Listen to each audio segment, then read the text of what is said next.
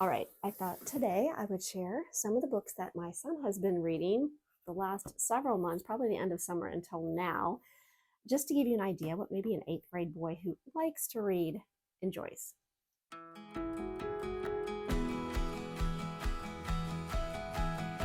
Welcome to my channel, Learning with Boys. My name is Rachel. I'm a homeschool mom. I have 4 boys, but I have graduated 3. I have been doing videos for quite a while, so I have a lot of videos from our past homeschool years up until now.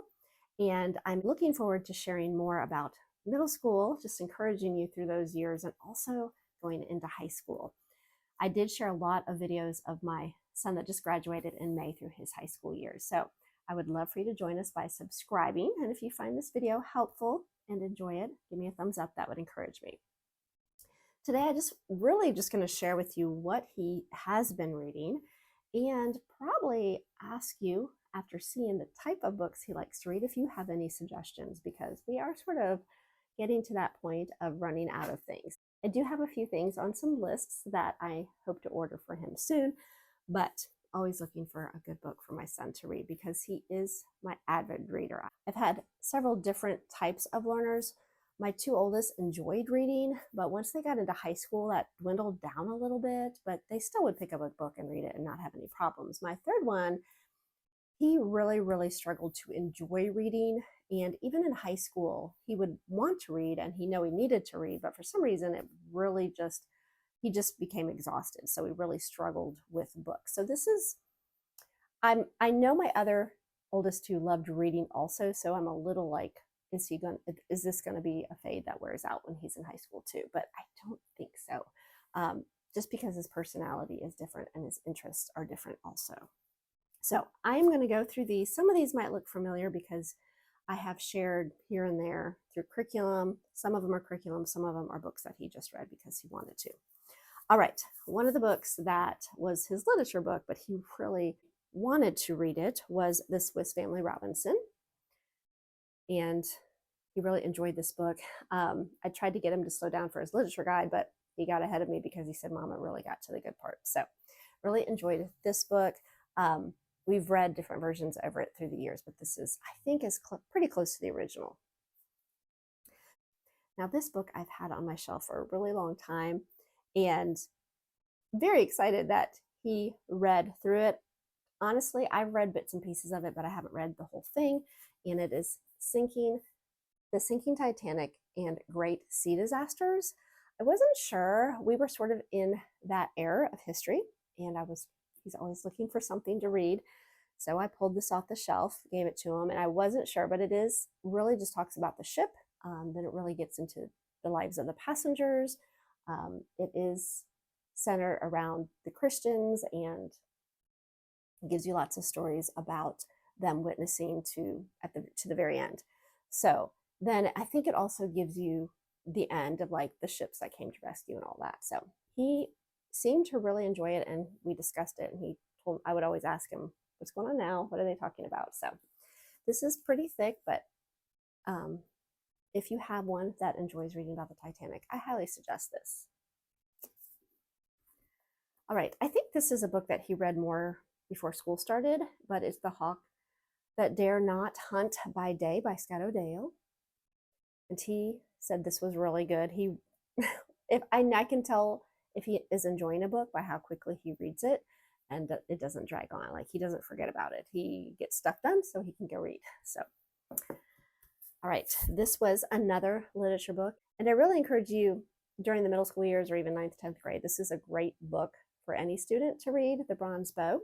It is set in the time of Christ, and just talking about a Jewish young man who's really struggling with authority and the Romans, and knowing that there's a Messiah coming. But, everybody back then thought he was coming to overtake the Romans. And deciding on if Jesus was the Messiah. So this was really good. Okay, another book is a book that I've had on my shelf for probably a couple years because I bought it, I think, at the last homeschool convention. And it's a lamplighter book, which I wasn't sure. Like, I honestly thought he would not be interested in this. I really wanted to do it as a read aloud, But just in the season we're in, my time was limited. We were already reading another book and also doing some history reads. So this is The Bishop's Shadow.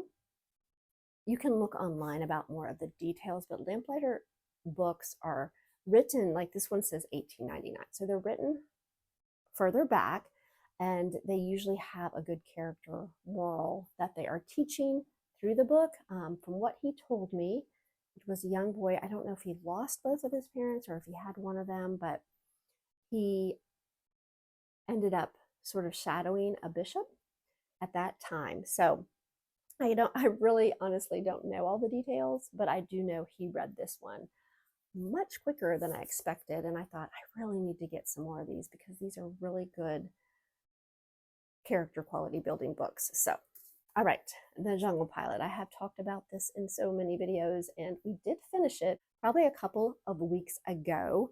And this is really worth the read. Now, I do want to tell you that this was a read aloud. So I was reading it to him, but he kept asking me, do you want me to just read it? Do you want me to just read it? And I was tempted, but I really wanted to read it myself also. And this was just something that we enjoyed together.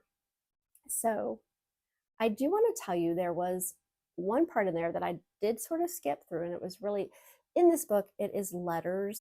A lot of letters are shared to give more insight of Nate Saint's heart and what is really going on.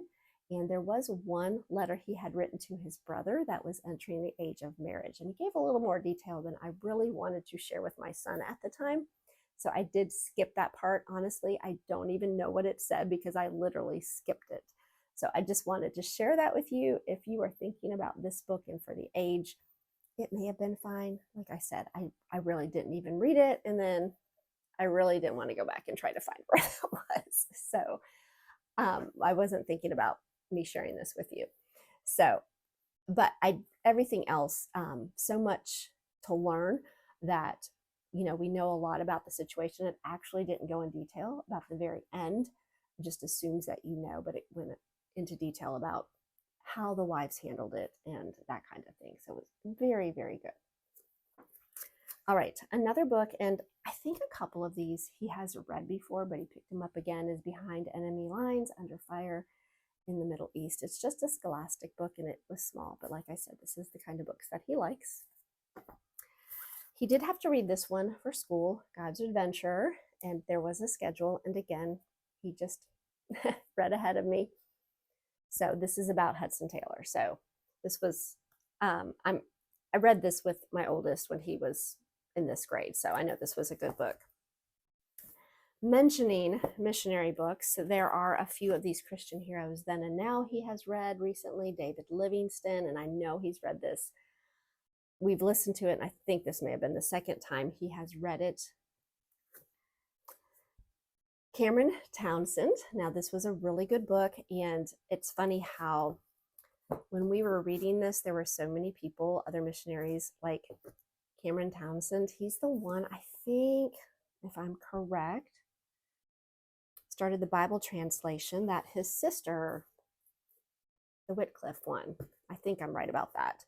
So when we were talking about this, I think this was also mentioned in the Heart of Dakota, because there are some things that you read about different Christians in history during that time.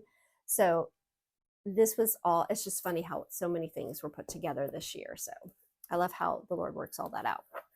Now, I had bought this book also to do as a read aloud maybe next semester, but like I said, he was looking for a book to read, and I went ahead and gave him this. This is a new one.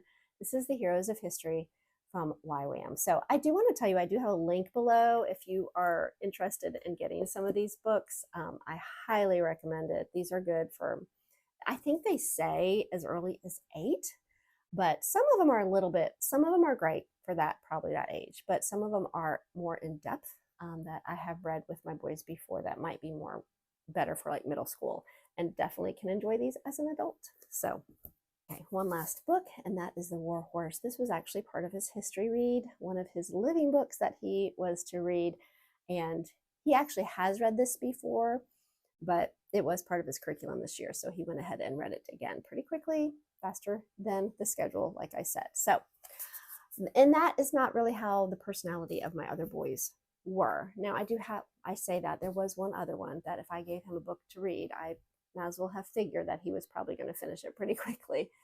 So, but that was more of his middle school, even into ninth grade. But once he hit high school, it just sort of dwindled down a little bit. But all right, I hope that gave you some ideas and I hope that was helpful. If you have any questions, and again, if you have any other ideas that fall under some of these categories for reading books, this is the style that he likes, I would love for you to share anything below. And I appreciate you all watching. I hope you all have a wonderful week, and we will talk to you again soon.